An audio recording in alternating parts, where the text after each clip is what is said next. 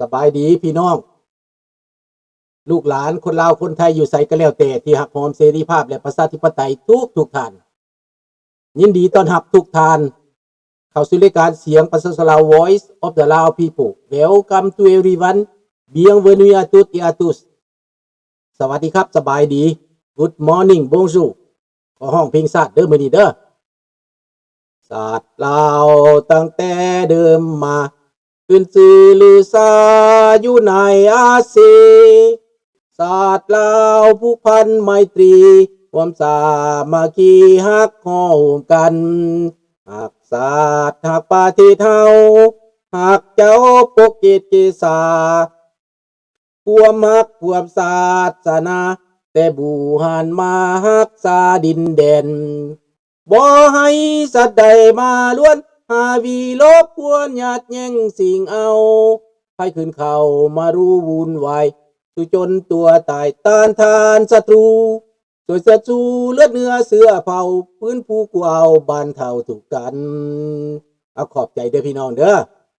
เอาสบายดีเบิดทุกคนทุกท่านเนาะมื้อนี้เนาะสบายดีท่านเรนนี่สบายดีท่านเจพีสบายดีทอนสบายดีทุกท่านใหม่ๆแล้วก็จันทวีแล้วก็ท่านเดือนเบิดทุกคนทุกท่านนั่นแหละพี่น้องขอบใจเนาะเอาเริ่มเข้ามามื้อนี้ก่อนจะไปเข้ารายการทั้งหมดประเด็นของเฮาแม่นว่าทวงซากศพพระเจ้าแผ่นดินลาวและข้าราชการปัญญาชนและประชาชนลาวที่ลาวแดงเอาไปขังลืมหรือฆ่าอยู่ในป่าในดงเป็นแสนนั้นให้ส่งซากศพมาเนาะมื้อนี้เฮามาทวงเด้อดังนั้นพี่น้องข้าพเจ้าจะให้พวกท่านได้เบิ่งว่าเนี่ยพูดเดียวเด้อญาติเปิดรูปคนนี้ใช่ไหมอ่ะให้ดูนะนี่พี่คนนี้ใช่ไหมอันนี้เพื่อความเป็นธรรมของเขาด้วยนะโอเคเชิญนะเอามาสิขอเชิญใช่ไหมใช่ค่ะพี่คนนี้ใช่ไหมใช่ค่ะถามจริงๆว่าเห็นสเปคไหมสเปคค่ะหน้าตาเขาเหมือนคนใจดีไหมเนี่ยเหมือนคนใจดีใช่ค่ะจมูกเป็นลูกชมพู่ปากสีชมพูเหมือนเสื้อใช่ไหมต้องดูภาพเมื่อกี้ถอยกลับไปที่ทีมงาน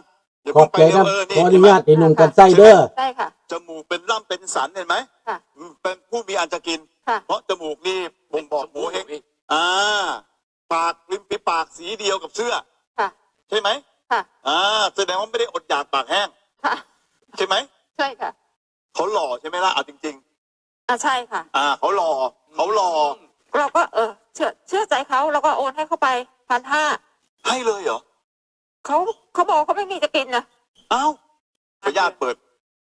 ดรูปคนนี้ใช่ไหมนี่แหละให้ดูนะนี่แหละพี่น้องการต้มตุ๋นเขาห้องว่าต้มตุ๋นแกงต้มตุ๋นอันคำว่าซื้อหวาน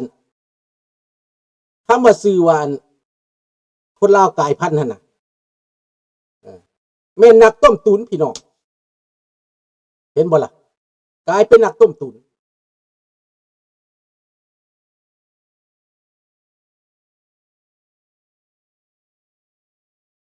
แล้วว่าแนวใดล่ะพี่น้องออกมาด่าคนลาวเบิดบ้านเบิดเมืองออกมาประนามออกมาต้อมออกมาติถ้าคนลาวกายพันธุ์นี่นะชื่อเพิ่นว่ายอดทรายกายพันธุ์ว่าซั่นมันบ่แม่นกายพันธุ์มันไม่แก้วมันบ่แม่นกายพันธุ์มันเป็นแก๊งสแกมเมอร์แก๊งหลอกลวงตั้งแต่กี้แขวมันเจองมาสวาดออกมาตอนมันยังน้อยบัดมันต้มคนเงินได้แล้วนี่มันแปลงแขวมันมาเมืองไทยมันดอกคนไทยเฮ็ดเป็นเมียได้เงินเป็นกำเป็นกองพี่น้องมันหลอกมันตุ่มตัวต้มตุนจนห่างจนมีพี่น้องหลอกพวกไปห้างนั่งใหม่ให้โอนเงินให้มันก็คือเบิ้งนักแกล้งต้มตุนแก้วราชายาเสพติดพี่น้องให้เบิ้งเอาพี่น้องมันมาด่าคนลาวมาทำลายคนลาวทั้งประเทศนี่บ่กล้าว่าบูจักว่าไผเป็นแก้วเป็นลาวมันก็แจ้งอยู่หั่นแหละพวกเจ้าก็ไปเบิ่งแหละอยากเบิ่งแจ้งก็ไปเบิ่งยอดทรายคนกายพันธุ์หั่นดิเนาะเอาจากเบิ่งแจ้งให้เบิ่งอีกนี่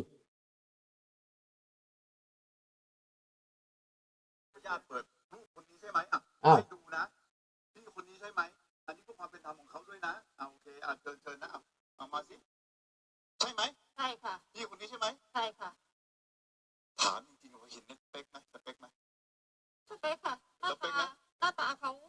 เหมือนคนใจดีไหมเนี่ย ผมเป็นคนใจดี ใช่ จ ค่ะ มูกลูกชมพู่ปากสีชมพูเหมือนเสื้อใช่ไหม ใช่ ลองดูภาพเมื่อกี้ถอยกลับไปทีมงานอย่าเพิ่งไปเร็วนี่เห็นไหม ค่ะ ใช่ไหม ใช่ค่ะ จมูกเป็นร่ำเป็นสันเห็นไหม ค่ะ เป็นผู้มีอันจะกิน ค่ะ เพราะจมูกนี่ผมบอกหมูเฮงปากมีปากสีเดียวกับเสื้อ ค่ะ ใช่ไหม ค่ะ แสดงว่าไม่ได้อดอยากปากแห้ง ค่ะ ใช่ไหม ใช่ค่ะ เขาหล่อใช่ไหมล่ะเอาจริง ใช่ค่ะ ๆเขาหล่อ เราก็เชื่อใจเขาแล้วก็โอนให้เขาไป1,500ให้เลยเหรอ เขาบอกเขาไม่มีจะกินนะ อ้าวขออนุญาตเปิดรูปคนนี้ใช่ไหมให้ดูนะ พี่คนนี้ใช่ไหมดูนะ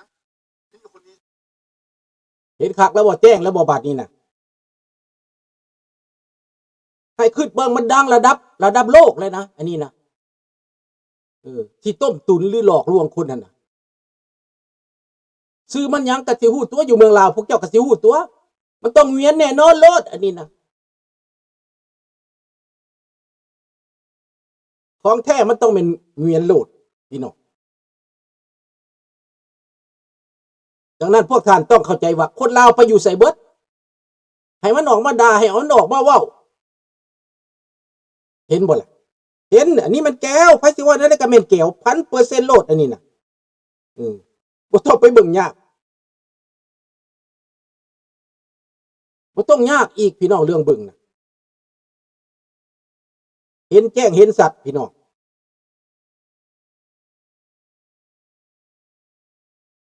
ไปเบิ่งเฟซมันก็เป็นยอดทรายกายคนกายฟันนั่นแหละก็บ่ต่างหยังกับบักเสือนั่นแหละพวกนี้มันกลุ่มแกล้งพวกนี้นะเพราะว่ามันพวกมันเป็นสมุนเขา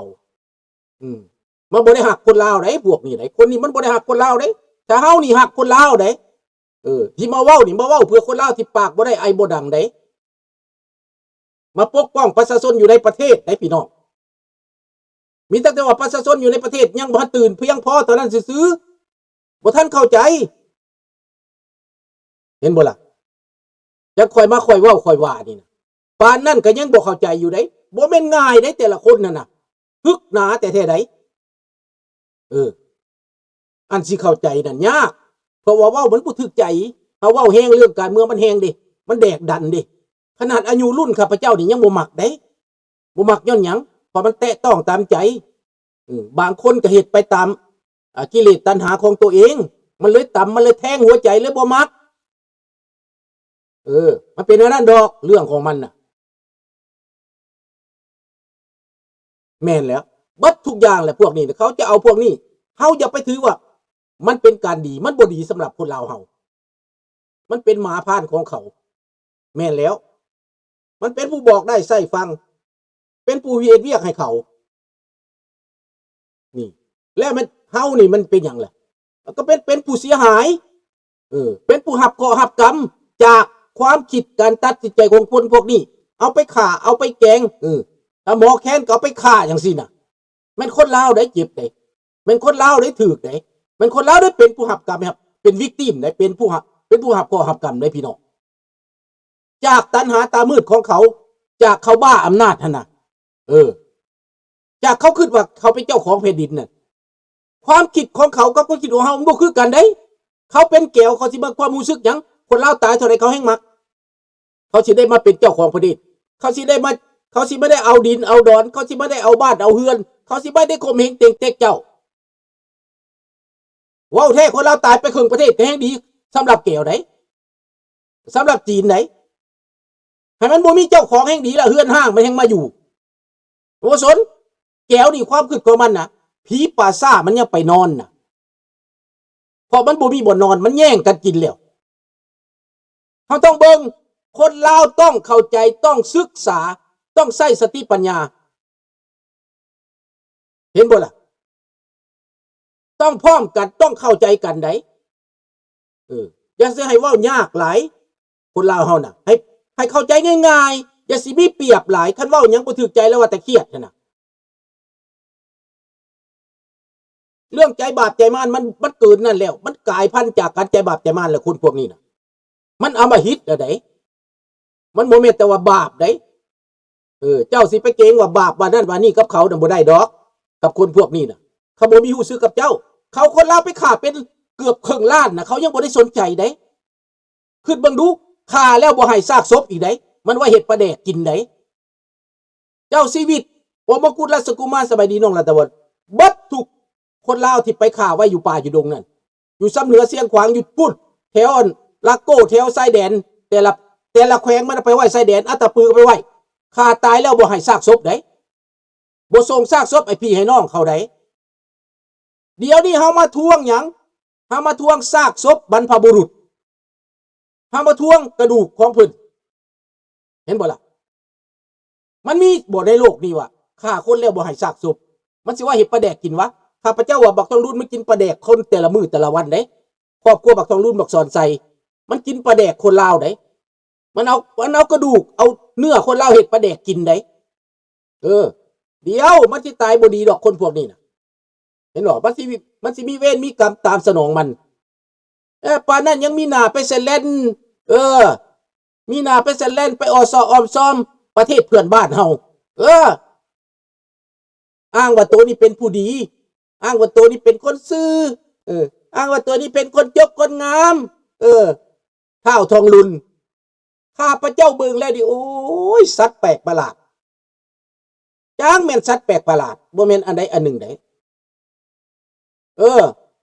สิแม่นเอามันไปดองเรากินตี้บักทองลุนน่ะกับบักสอนไซน่ะมันกินคนไหนคนพวกนี้ไดตายแล้วก็บ่ให้กระดูกเขาพี่น้องคิดว่ามันแม่นศาสนาพุทธบ่คิดว่าบักทองรุ่นนี่มันเป็นใจบุญบ่หรือว่าเป็นใจบาปถามมันเบิ่งดูถามสันดานบักทองรุ่นน่ะถามเบิ่งให้พี่น้องถามเบิ่งบักทองรุ่นนี่น่ะบักสอนไส้บักทองรุ่นถามผู้นำของประเทศว่าคนตายแล้วสิเป็นศัตรูสิเป็นหยังกะยาเฮาว่ารัสเซียใจดำตายแล้วเขาก็ยังส่งซากศพบักโปรตีนว่าซัวแต่แท้นะตายแล้วยังเอาซากศพส่งคืนครอบครัวเขาส่งให้ครอบครัวยูเครนได้ขนาดเป็นศัตรูกันได้ระดับชาติได้น่ะได้อันนี้มนุษย์ในชาติเดียวกันบ่ได้เฮ็ดหยังนะพระเจ้าแผ่นดินบ่ได้อาฆาตมาดไล่หยังกับผู้ใดน่ะเห็นเหรอมันยังบ่เห็นให้เห็นแล้วให้คือเดาว่ามันชั่วหรือมันดีพวกเจ้าคิดว่าผู้นำลาวคู่มือนี้มันเป็นคนดีบ่สมควรจะคบค้าสมาคมบ่ข้าพเจ้าว่าบ่สมควรในต่างประเทศนี่คันผู้ใดเป็นโจรเป็นคนใจดำอำมหิตหรือว่าเป็นแก๊งเจ้าไปนั่งนำตำรวจจับนะให้คิดเอาตำรวจจับเด้ดังนั้นบ่เคยเฮานี่บ่สมควรคบค้าสมาคมกับบักทองรุ่นเด้อบ่สมควรย่องว่ามันเป็นนายกบ่สมควรย่องว่ามันเป็นคนดีบ่สมควรสิให้ใบประกาศอีหยังเบิดคุณธรรมก็บ่มีศีลธรรมก็บ่มีคุณงามความดีก็บ่มีแต่ความโหดเหี้ยมมีแต่ความป่าเถื่อนอยู่ในอำนาจเป็นประธานประเทศมา50 ปีแล้วมันอยู่ในอำนาจมาข้าพเจ้าบ่เห็นคุณงามความดีเลยกับบักนี้นะบ่เห็นมีแต่ความชั่วความเลวความอำมหิตความใจดำคำเครียดมึงจะส่งหรือบ่ส่งกระดูกของคนลาวตายนะบักทองรุ่นประกาศในคนทั้งโลกฮู้จักว่าบักทองรุ่นกินกระดูกกินมนุษย์ le mangeur de chair des gens บักทองรุ่นน่ะเข้าใจบ่มันกินกระดูกมันกินเนื้อคนมันบ่เอามาส่งมันบ่ให้เขาครอบครัวเขาต้องการเห็นบ่ข้าพเจ้าสิบอกเจ้าหญิงมณีไลเป็นคนดังในแผ่นดินลาวเป็นคนที่เคารพจากต่างประเทศจากประเทศเพื่อนบ้านเจ้าหญิงมณีไลแต่องค์มงกุฎราชกุมารตายอยู่ในป่าในดงซากศพยังบ่ได้เอามาให้มันตรงกันข้ามกันไหมล่ะตรงกันข้ามบ่ล่ะ